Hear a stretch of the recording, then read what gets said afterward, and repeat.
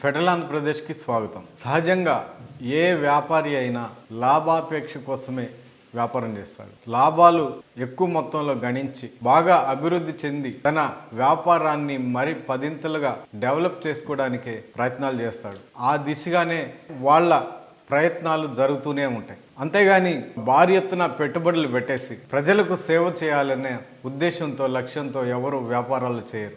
అలా చేస్తే అదానీ ప్రపంచంలోనే అత్యధిక సంపన్నుడిగా ఎందుకు గుర్తింపు పొందుతారు? అలాగే టాటా కానీ బిర్లా కానీ మిగతా ఏ వ్యాపారస్తులైనా చివరకు హెరిటేజ్ సంస్థ అయినా సరే, ఏ సంస్థ అయినా ఎవరైనా లాభాల కోసమే వ్యాపారాలు చేస్తారు. ఇది నగ్న సత్యం, అందరికీ తెలిసిన నిజం కూడా.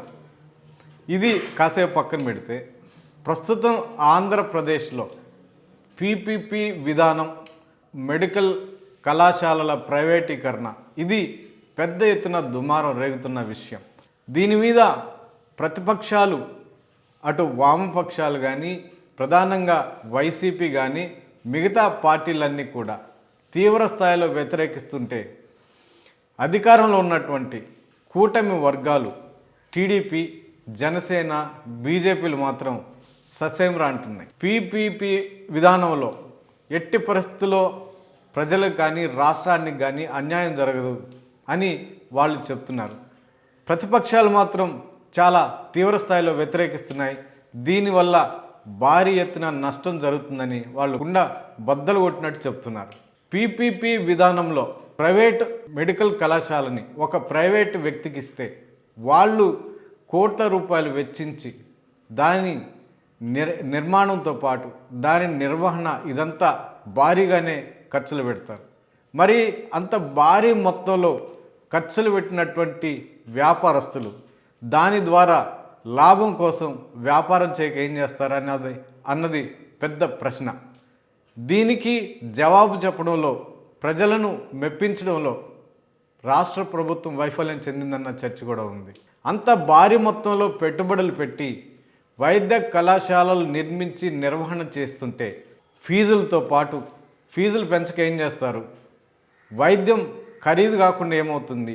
సామాన్య మధ్యతరగతి ప్రజలు వైద్య విద్యకి దూరం కాకుండా ఏమవుతారు అన్న ప్రశ్నలు, చర్చలు కూడా పెద్ద ఎత్తున వినిపిస్తున్నాయి. సహజంగా ఎవరైనా కాస్త ఆలోచిస్తే ఇది వాస్తవమనే అర్థమవుతుంది. అంటే కోట్ల రూపాయలు పెట్టుబడులు పెట్టి మెడికల్ కళాశాల నిర్వహణ చేస్తే వాళ్ళు ఫీజులు భారీ ఎత్తున పెంచుకోవడంతో పాటు సీట్లు అమ్ముకోవడంతో పాటు వాళ్ళు లాభంలోనే లాభాపేక్షతోనే దాని నిర్వహణ చేస్తారు అన్నది నగ్న సత్యం అన్న చర్చ కూడా పెద్ద ఎత్తున వినిపిస్తుంది. దీని గురించి ముఖ్యమంత్రి చంద్రబాబు నాయుడు మాట్లాడుతూ పీపీపీ విధానంలో చేపట్టిన రోడ్లను ఒక ఎగ్జాంపుల్గా చెప్పుకుంటూ వచ్చారు. పీపీపీ విధానంలో చేసినటువంటి రోడ్లు వాళ్ళ దారాదత్తు వాళ్ళ సొంతం అవుతాయా? అవి ప్రభుత్వపరమైనవే కదా, ప్రభుత్వమే దాని మీద అజమాయిషీ చెలాయిస్తుంది కదా అని చెప్తూనే ఈ టోల్ గేట్ల అంశాన్ని కానీ దాని ద్వారా వసూలు చేస్తున్నటువంటి టోల్ ట్యాక్స్ విధానం గురించి మాట్లాడడం దాటేశారు. అంటే టోల్ ట్యాక్స్ రోడ్లు నిర్మించారు, పీపీపీ విధానంలోనే రోడ్లు నిర్మించారు. కానీ దాని ద్వారా ఎంత భారీ మొత్తంలో ఎన్ని సంవత్సరాల నుంచి వాళ్ళు ప్రజల నుంచి, సామాన్య ప్రజల నుంచి టోల్ ట్యాక్స్ ఇవన్నీ వసూలు చేస్తున్నారు. ఈ విషయం మాత్రం చంద్రబాబు నాయుడు ప్రస్తావించడం మాత్రం దాటవేశారు. ఇది కాస్త రాజకీయపరమైన చర్చగా కూడా మారింది. అంటే ఓవరాల్గా పీపీపీ విధానం అన్నది సామాన్య మధ్యతరగతి ప్రజలకు వైద్య విద్యను దూరం చేస్తుంది, వైద్య సదుపాయాలు, వైద్య సౌకర్యాలు, వైద్య సేవలు అందవు అన్నది బలంగా వినిపిస్తున్న మాట. దీని మీద వైసీపీ ఇటీవల 1 కోటి సంతకాల సేకరణ కూడా చేపట్టింది. రాష్ట్ర వ్యాప్తంగా గ్రామాల నుంచి జిల్లాల వరకు ప్రతి జిల్లాలో, ప్రతి ప్రాంతంలో ఊరు వాడ మొత్తం తిరిగి దాదాపు 1 కోటి పైగా సంతకాల సేకరణ చేపట్టారు. పీపీపీ విధానానికి, మెడికల్ కళాశాల ప్రైవేటీకరణకి వ్యతిరేకంగా చేపట్టినటువంటి ఈ 1 కోటి సంతకాల సేకరణ కూడా ఆంధ్రప్రదేశ్ రాష్ట్ర రాజకీయాల్లో పెద్ద ఎత్తున చర్చగా మారింది. దీనిని ఇటీవల మాజీ ముఖ్యమంత్రి వైఎస్ జగన్మోహన్ రెడ్డి ఆధ్వర్యంలో ఈ సేకరణ కోటి సంతకాలు చేపట్టినటువంటి ఈ పత్రాలన్నిటినీ ప్రత్యేక వాహనాల ద్వారా రాష్ట్ర గవర్నర్ అబ్దుల్ నజీర్ గారికి ఇవన్నీ అందజేశారు. వాటి గురించి వివరించారు.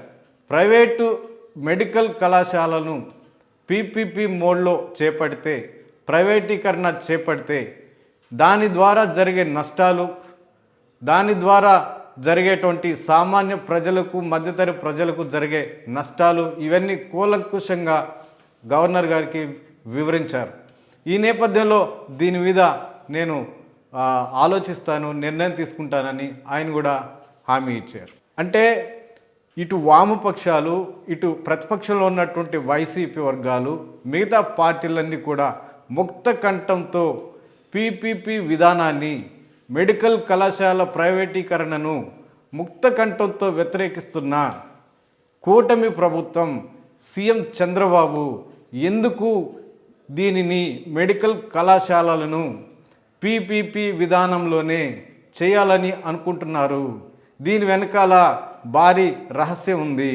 ప్రైవేటు వ్యక్తులకు వీటిని కట్టబెట్టి తద్వారా లబ్ధి పొందాలన్న ఆలోచనలో కూటమి ప్రభుత్వం ఉంది అన్న విమర్శలు కూడా మూటగట్టుకుంటున్నారు. చూద్దాం భవిష్యత్తులో దీని మీద ఏ విధమైన రాజకీయం జరగబోతుంది. సామాన్య మధ్యతరగతి ప్రజలకు అందుబాటులో వీటిని తీసుకొస్తారా, పీపీపీ విధానంలోనే ముందుకు వెళ్తారా అన్నది భవిష్యత్తులో చూద్దాం.